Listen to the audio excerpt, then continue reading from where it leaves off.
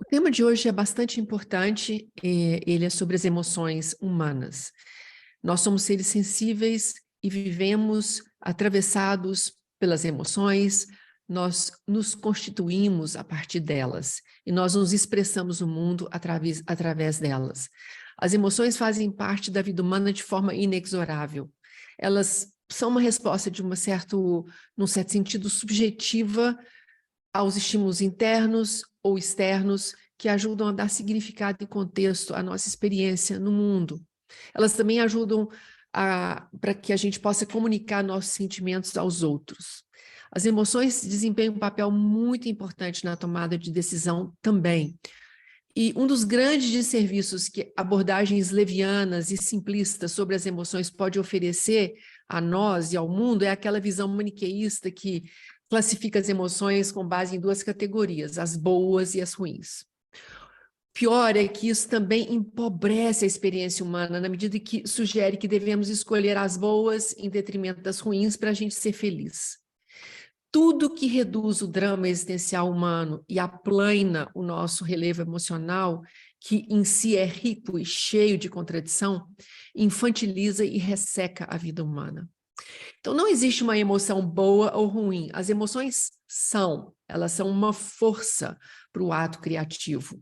O que importa, na verdade, e o que mais qualifica a nossa experiência de vida é a maneira que nós processamos as nossas emoções. E é disso que eu quero falar hoje, quero te convidar para uma viagem pelo seu cérebro e pela forma que você lida com as suas emoções. Então, vamos lá. As emoções surgem da nossa troca com o mundo. Elas são enoveladas na mente e no cérebro e formam, assim, um intrincado sistema de comunicação e ação. Existem emoções que nos fazem expandir, daí nós somos levados a outras dimensões, muitas vezes de difícil explicação, você sabe do que eu estou dizendo. Essas emoções fazem com que a gente floresça, ou elas permitem que se floresça em nós estados anímicos que nos deixam completamente ampliados, felizes, confortáveis e cheios de esperança. Por outro lado, quando experimentamos uma emoção muito pungente e intensa que nos faz contrair, nós somos recolhidos a uma unidade básica de nós mesmos e entramos num estado de alerta, como se precisássemos de proteção diante de um grande risco que está ali à nossa frente. Então, na vida real ou imaginária, as emoções surgem naturalmente, algumas vezes nós não sabemos exatamente o que fazer com elas, outras vezes a gente reage de forma impulsiva a elas.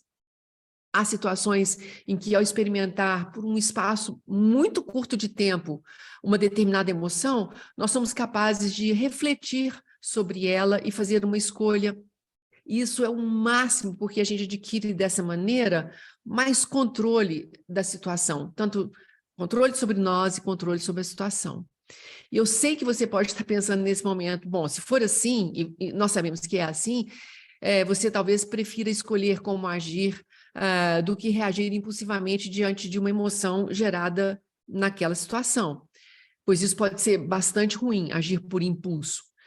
Eu entendo você completamente. Só que esse processo de responder ou reagir às emoções mais pulsantes e intensas não está totalmente sob o nosso controle.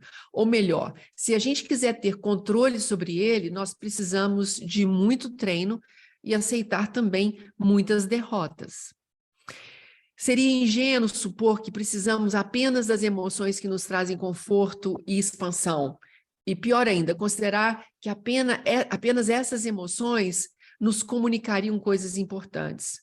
O que fazer, então, com todas as emoções difíceis que nos atravessam constantemente, né? Essa é a grande questão, que os pasquins de autoajuda não respondem.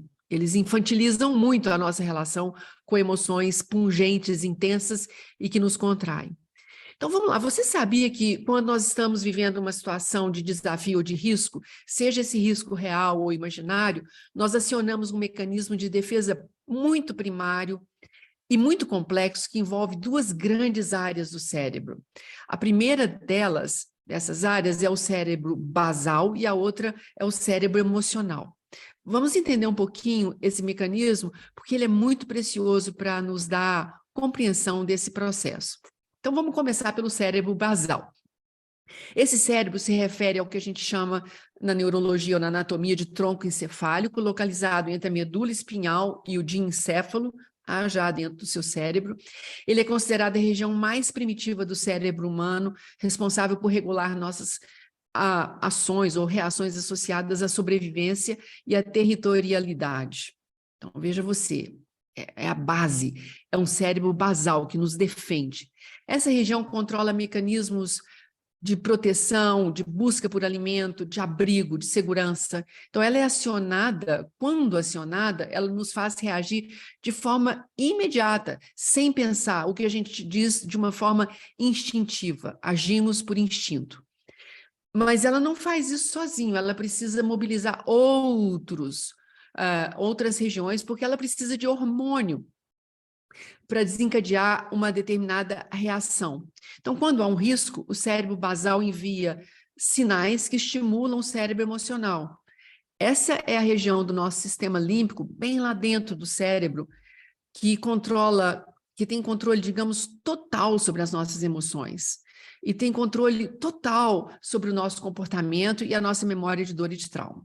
Então, esses dois mecanismos funcionais do sistema nervoso foram criados há milhões de anos para regular justamente essa reação humana frente a ameaças, porque pode ameaçar a nossa própria vida. Assim, nós entendemos ameaça em razão, hoje em dia, né, que nós não estamos na selva diante de animais gigantescos ocorrendo risco. Então, essa ameaça hoje em dia é entendida com base numa memória traumática que nós temos, que nós registramos no nosso cérebro, na região emocional, e também do nosso programa de defesa registrado na primeira infância, lá do subconsciente. Então, quando nós sentimos uma ameaça, nós reagimos de forma instintiva, imediata, porque esses dois mecanismos funcionais, esses dois cérebros, eles trabalham juntos e nos impelem a sobreviver. Seja fugindo, seja lutando, ou seja fingindo de morto. Isso mesmo. Tem gente que sobrevive fingindo não existir, né? Vocês sabem disso. Então, as emoções primárias, por exemplo, como a raiva e o medo, elas nos comunicam fatos essenciais que nos emprestam e também nos emprestam uma força para agirmos dentro de uma determinada situação. Então, o que a raiva comunica? Ela diz, numa determinada situação, que o nosso ego ou a nossa autoridade está sob ameaça.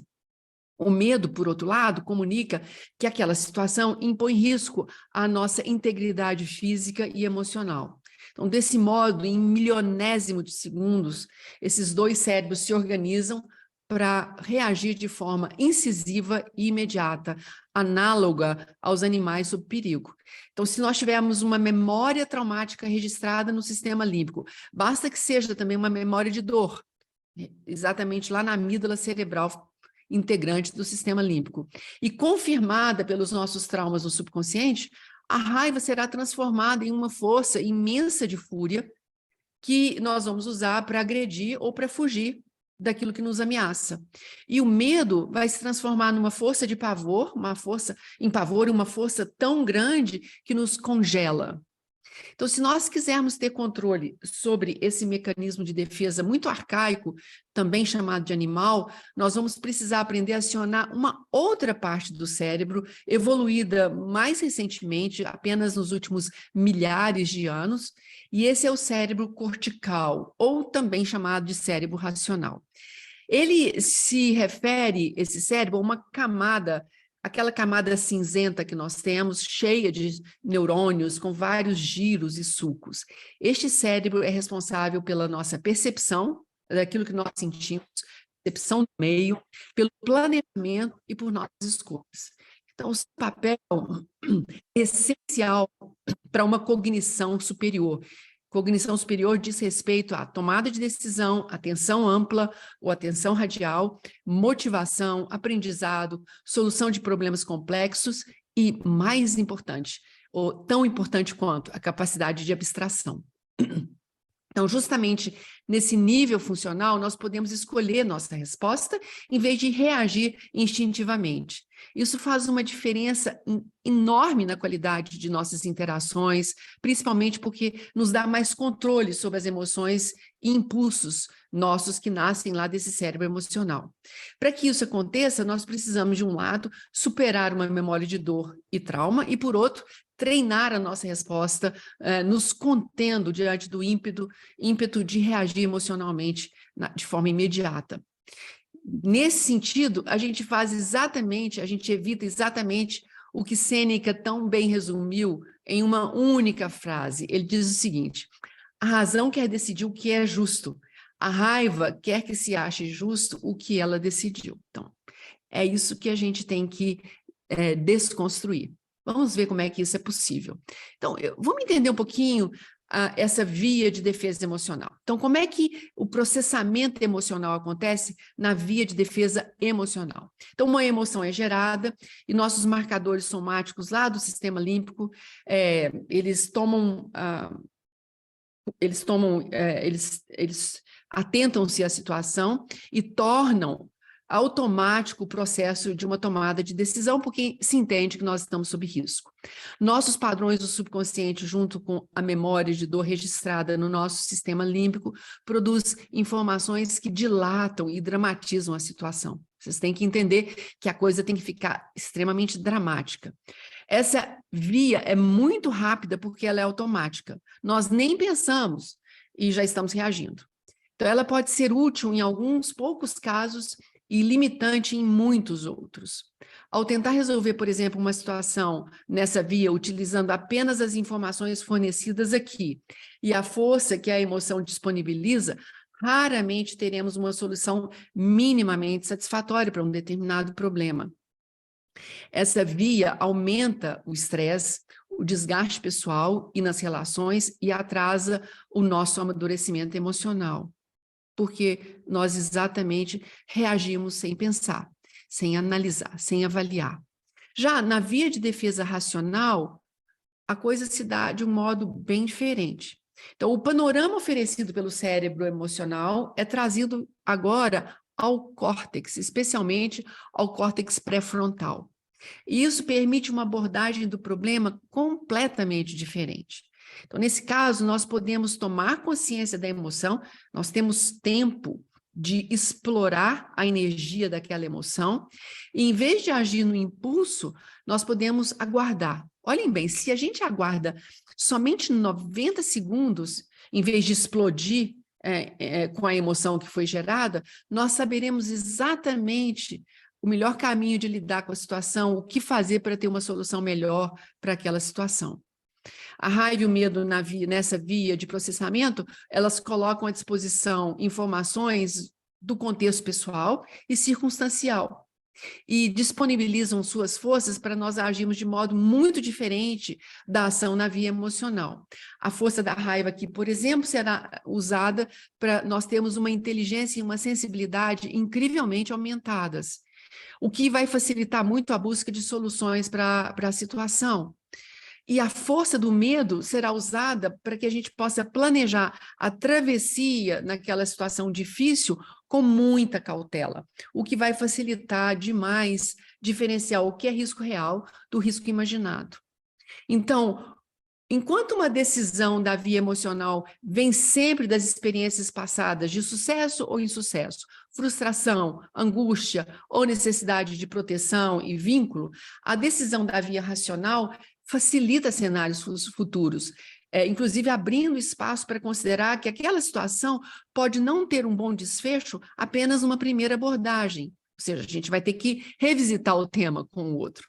Então, o controle emocional, sem negar as emoções, e o controle sobre o agir por impulso, permitem uma melhor compreensão da situação, porque nos dá tempo.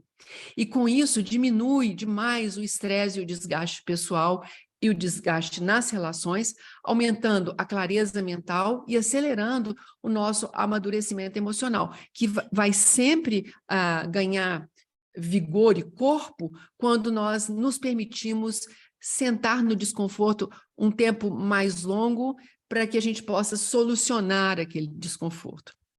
E isso pode ser a diferença entre a vida e a morte para os nossos relacionamentos. E sobre isso nós vamos tratar de uma próxima vez. Obrigada.